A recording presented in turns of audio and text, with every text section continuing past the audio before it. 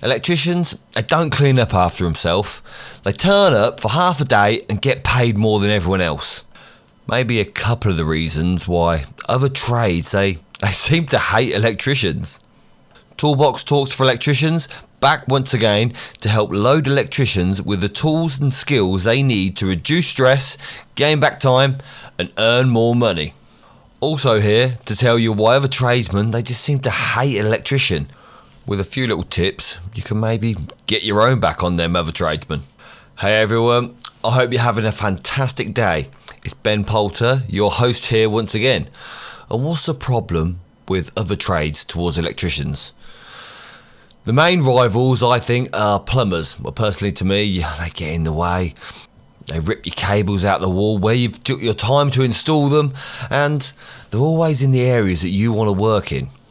So I think if you're working as an electrician, it'll be hard to say that, yeah, I've never fell out with a plumber at all. Because I fell out with no end of plumbers. And I would put it down to the main reason is probably workspace. We both work in the same sort of areas. Plumbers need to be all over the property, or all over site, and so do electricians. But the difference is an electrician will be all over the property, connecting every single switch and socket and light fitting. You're not just in one area. When a plumber says, sort of, I'm working in this area at the minute, you don't need to be here, do you? They're probably sitting there for a couple of hours or an hour or two, fixing a rad to the wall maybe, and plumbing it in. Or electrician, they'll be in the whole room. And not just in that room, they'll be back and forth to the fuse board to make sure it works and wire in different positions, and then also carry on the feed into the next room. So we're all over the place, all over the site. And this is what happens. We obviously get in each other's way, but we've both got a job to do.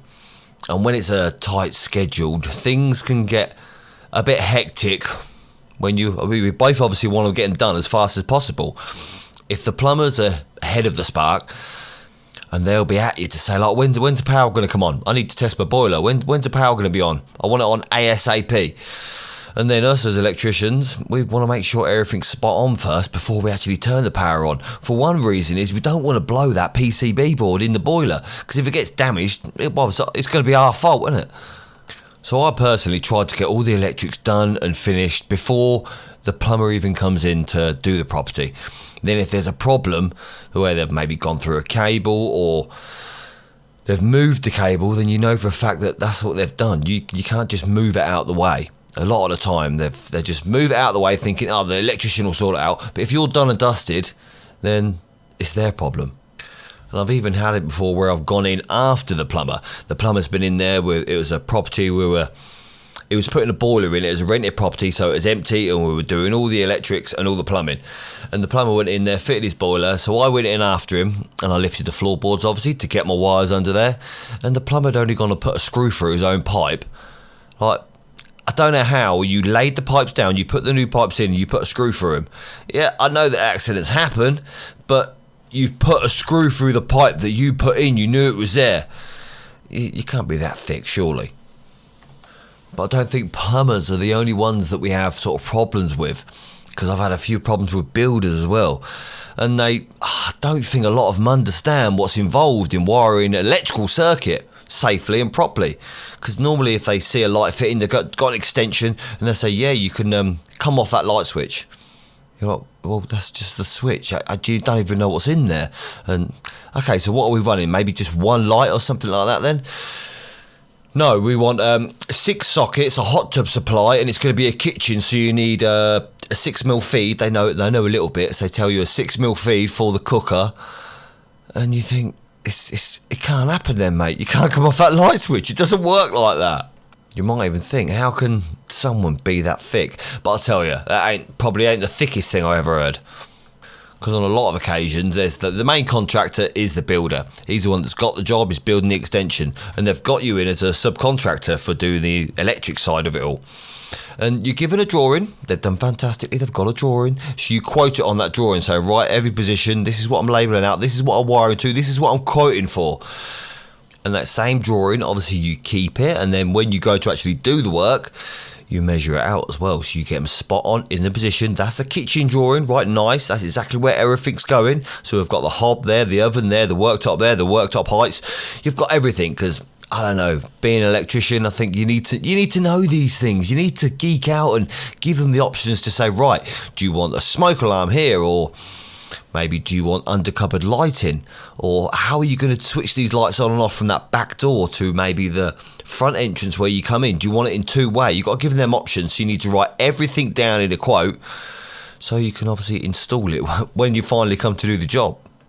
But as with any install, things change. Things change all the time. Maybe we've just found out them Velux windows are sort of a couple of grand each. Well, yeah, so we're going to knock it down and have two. Right, so now you want more lights in the ceiling. So that's obviously going to change as well, because you don't want to have a space where there should have been a Velux window and now it's just an empty space. I'm a bit of a perfectionist. I like to make them look nice and neat, like they're meant to be there, and not sort of an add-on later on. So that'll change the whole design of maybe the ceiling lighting. And I think the worst thing is when they've got maybe a breakfast bar, or this is the dining room table. Yeah, we want that light switch over the dining room table to be switched separately. You never told me that. So I need to sort of configure it at that time. Like, as long as you tell me why the ceiling's down and it's not plastered and painted, then it's okay. We can change it. But after the ceiling's plastered and painted, it's a bit of a nightmare. And it's happened to me before where the extensions turned out to look a lot bigger or come across a lot bigger than it actually is. We don't actually need a kitchen that big. So the builder says, yeah, no worries then, we'll put in a utility room on the end. So I think, okay, you could put in a utility room, but that's a completely different room. That's completely different lighting. That's a new circuit, basically. You can't just come off what you've put in already for that kitchen. And not only that, they've probably shifted everything over. Just that little bit, maybe. I don't know. It could be as little as 20 centimetres.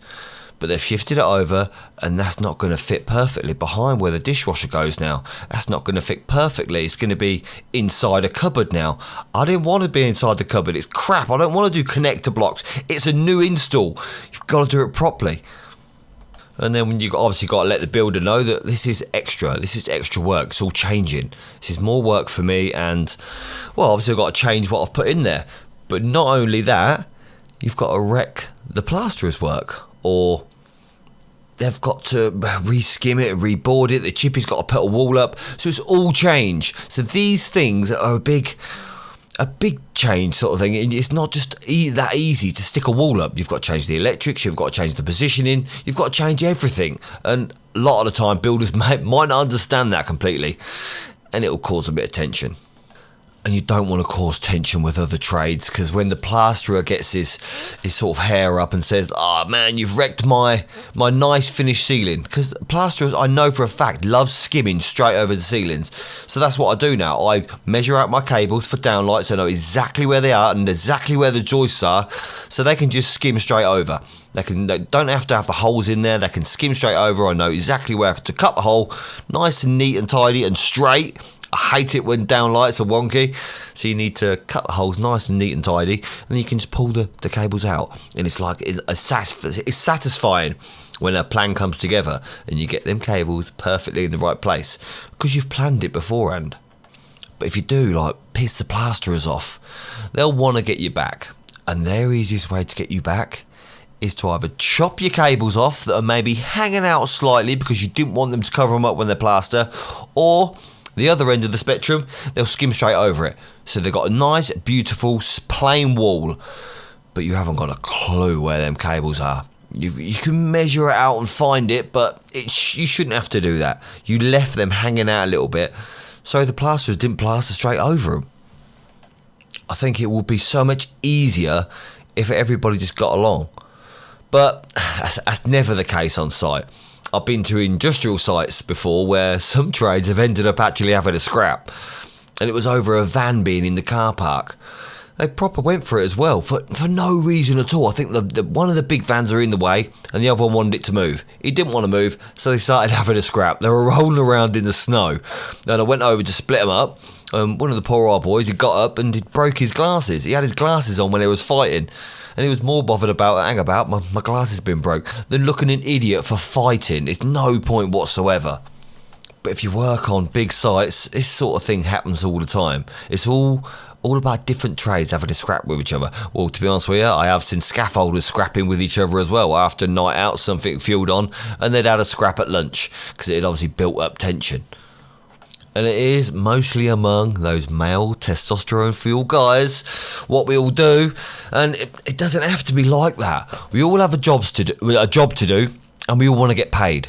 And if we all work with each other to complete that job, all with the customer in mind, because obviously the customer is the one that's paying us, then we can get along better and get that job done a lot easier. And I know it's easier said than done. But if I challenge you today to go up to another trade on site, or even in a wholesaler's, and just say hi, how's it going? Like, how's the job going today? Like anything, just have a little conversation. Don't wait until obviously you piss them off on site and they have to come at you like a hurricane saying, oh mate, you want to move this, you've got to move that. Like, that's adding fuel to the fire sort of thing. If they can come up to you, if they know you a little bit and they can say to you, hey Ben, look, that's in the way, get it out of the way, mate. It's a bit more laid back and easier. You can go, nice one, I can move it here, can you move that there? It works out a lot easier. Because if you've had a little conversation with them before and you maybe got to know, you might have some common interests, then the problem will be so much easier to fix together. Now, I'm an electrician. I'm arrogant and I'm big-headed. I think most of us probably are from what I've met of them. So, what's your opinion of other trades? I'd love to hear your stories over in the ToolBox Talks for Electricians group on Facebook and hear what you have to say about other trades. So take a look in the show notes and you'll find the link in there. So until next time, I'll see you again.